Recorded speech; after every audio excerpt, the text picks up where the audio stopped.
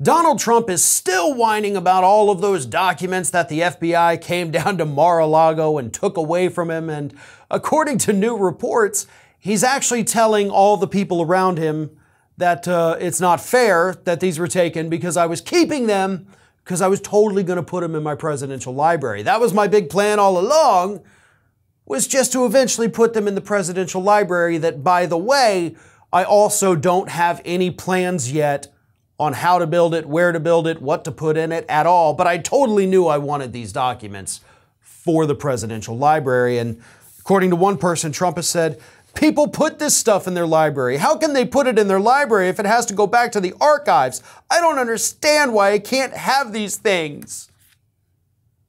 He sounds like a toddler. He sounds like a child. Like, I don't understand why I can't have this. I only had a candy bar yesterday. Why can't I have another one today? It makes absolutely no sense, right?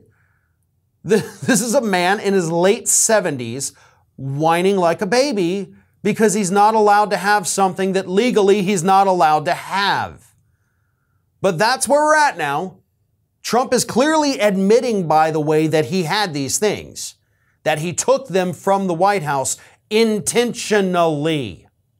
Intentionally. And folks, that's the key to any legal prosecution. You have to prove intent, right? Because in the early days of this, even, back when they took the first round of documents, or we discovered them earlier this year, the whole thing was, we don't know if he did it intentionally or if it was just a bunch of clumsy aides packing stuff up, accidentally grabbed boxes of classified, sent it down to Mar-a-Lago. We didn't know. Well, now we do, because this dumbass is admitting it every time he gets the opportunity to admit it.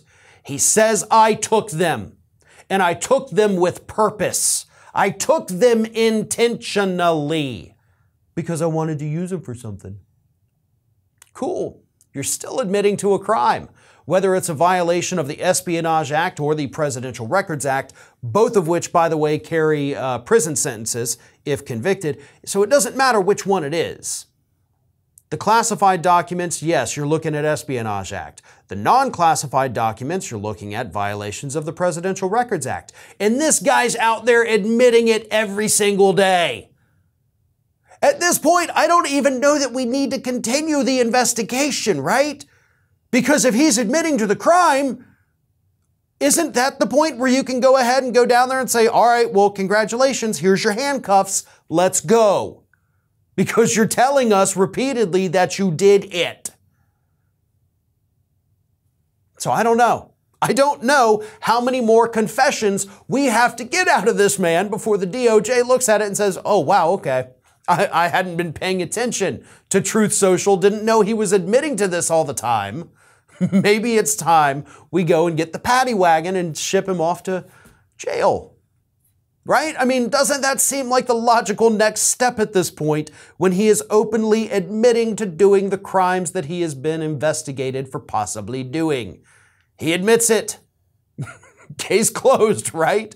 I know there's a lot more involved than that, but at this point, really, he's destroyed his own legal defenses by repeatedly, again, admitting to these things. If this thing goes to trial, this guy doesn't have a leg to stand on at all. All you have to do is go through all of his Truth Social posts, which, by the way, I hope prosecutors are taking screenshots of those so that he can't go back and delete them later. This is important. This is evidence when he says things like, yes, I took them for this reason. That's an admission. Prosecutors better be paying attention because this could be one of the quickest and most fun cases they have ever prosecuted. This is Hattie. Hattie wants to know why you have not subscribed to our channel. You obviously like our videos, so do us a favor and subscribe.